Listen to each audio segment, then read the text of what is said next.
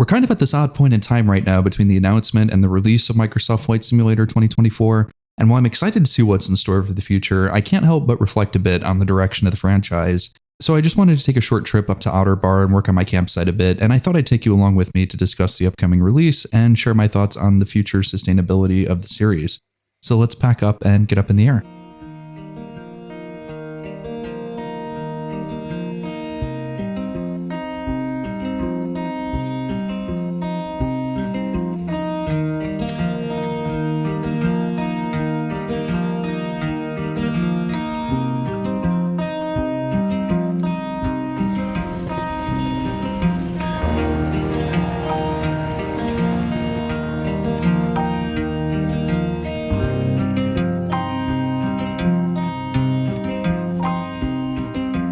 So we know that we're getting a full-price sequel to Microsoft Flight Simulator sometime this year. Most figure somewhere between the summer and winter holidays just based on previous release dates in the franchise. The most publicized feature is this career-based game mode, which apparently will introduce a variety of aviation-related professions like search and rescue, cargo pilot, agricultural aviation, passenger charter, along with some kind of progression system to rank up in each of these professions from what I gather.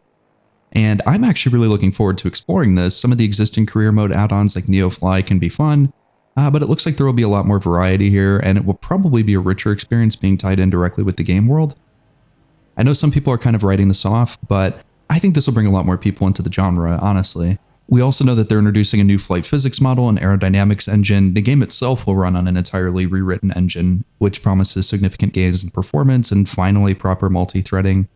Flight Simulator 2024 will also include electrical, pneumatic, fuel, hydraulic systems, a failure wear and tear system, payload and passenger systems, and more avionics packages. Judging by the screenshots, we should expect a nice bump in visual fidelity as well. Now, system requirements still haven't been officially published, but we know that it will be released for the Xbox Series X and S in addition to PC, so we can assume that it should run at least as well, if not better, than the current release on modern PCs. I think with proper multi-threading, if done right, can make an absolutely huge difference in terms of performance, because most of us are still limited by main thread, even with some of the highest performing CPUs available today.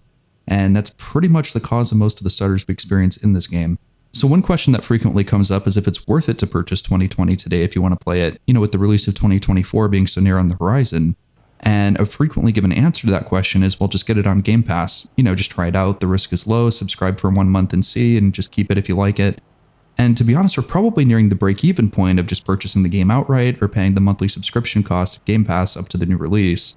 And the thing is, you'll also have access to 2024 on Game Pass upon release. For those not playing through Game Pass, purchasing this release at full price raises some questions.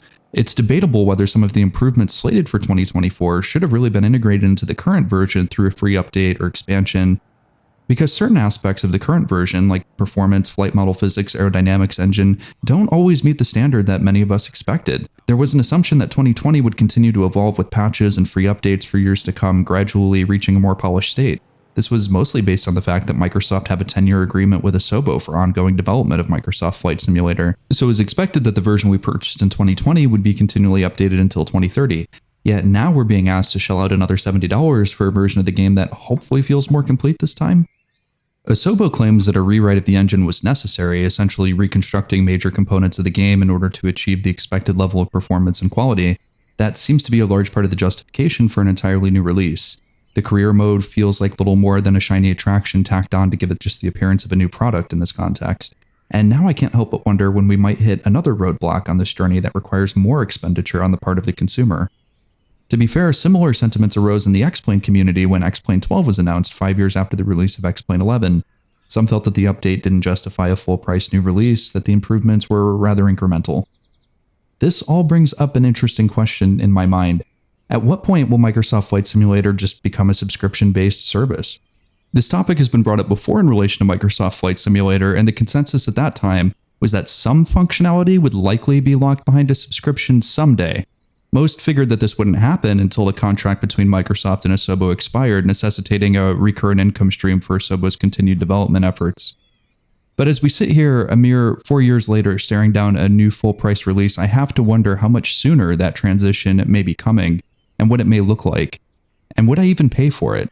Now, I'm not trying to fearmonger or spread misinformation, and there's no indication that 2024 will have a subscription service attached to it, but my point is, all the necessary pieces are already here.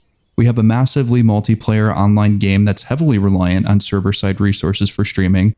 We already have a vehicle for game subscriptions with Game Pass, and we have a developer who's committed to a rapid release cycle which has turned into a second full-price product now. So when will all these pieces be put together?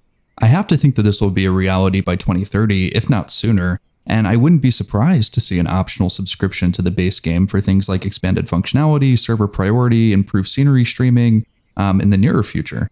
And would I pay for it? Well, I already pay for a Navigraph subscription, among many other things.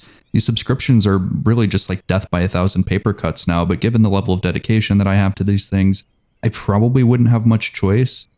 It's not an ideal future scenario, but I feel it's rather inevitable with the way economics are surrounding software development today. It's not a future I'm excited about, but it's one that I am anticipating.